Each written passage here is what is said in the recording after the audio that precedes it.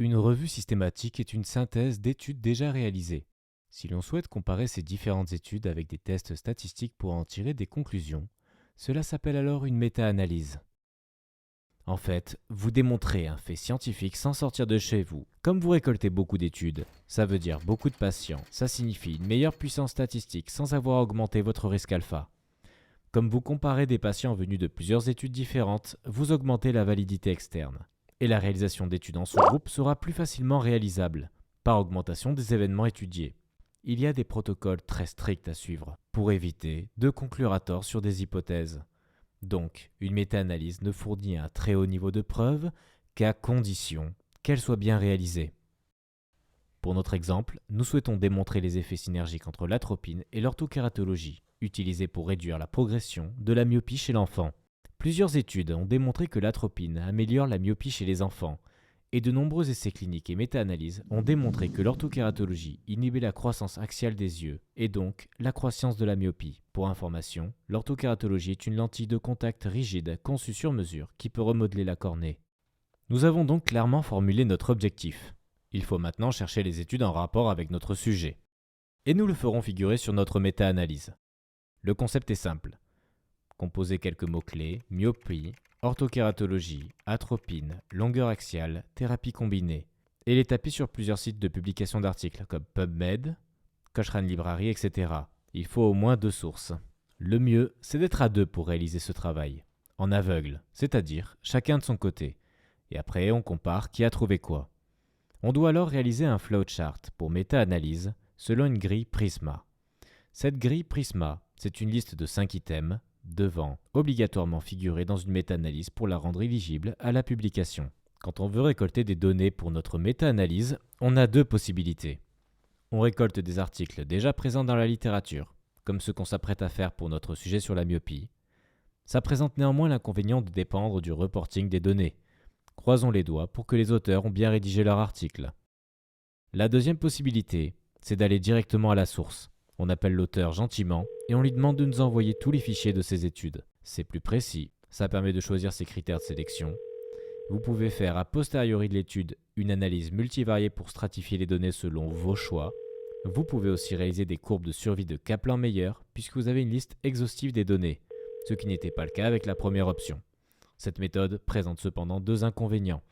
Toutes vos analyses dépendront de votre pure subjectivité, et encore faut-il que l'auteur daigne décrocher le téléphone pour vous répondre. Par exemple, ici, 643 articles ont été trouvés, et en supprimant les doublons, ça fait 453. Ensuite, on screen les patients. Ici, 453, avec 430 exclus. 23 articles sont présentés comme admissibles, mais seulement 4 articles seront inclus. Revoyons ensemble comment nous en sommes arrivés à ce résultat. Nous devons parler de notion d'hétérogénéité. Il s'agit en fait de toutes les différences qui existent entre les études. Il y a 3 types d'hétérogénéité possibles. La clinique. Imaginez dans certaines études, certains enfants ont entre 16 et 18 ans, en plus de leur myopie, alors que les autres n'ont que 8 à 10 ans. Ou bien que les dosages d'atropine ne sont pas les mêmes entre les différentes études. Ce n'est pas vraiment comparable. La méthodologie. Certaines études sont réalisées en aveugle, d'autres non. Certaines sont randomisées, d'autres non. Au niveau des statistiques, effectivement, l'effet du traitement n'est pas exactement le même dans toutes les études. Il faudra donc réaliser un test d'hétérogénéité pour l'évaluer. Évaluer cette hétérogénéité est primordial pour réaliser une méta-analyse, parce que si elle est trop importante, il faudra alors tout laisser tomber. On ne pourra pas comparer les données, car nos patients ne seront tout simplement pas comparables. On se retrouve au final avec 4 articles. Il va maintenant falloir lire ces 4 articles et les critiquer. Bref, nous allons voir si les auteurs respectent bien toutes les règles du jeu dans la conception de leurs études. On va alors réaliser une figure résumant le risque de biais. Risk of Bias Summary. Les biais ne sont ni plus ni moins que les défauts de conception d'un article, les grains de sable dans l'engrenage. Avec en rouge le risque élevé de biais, en jaune un risque mal identifié de biais, et en vert un risque faible de biais.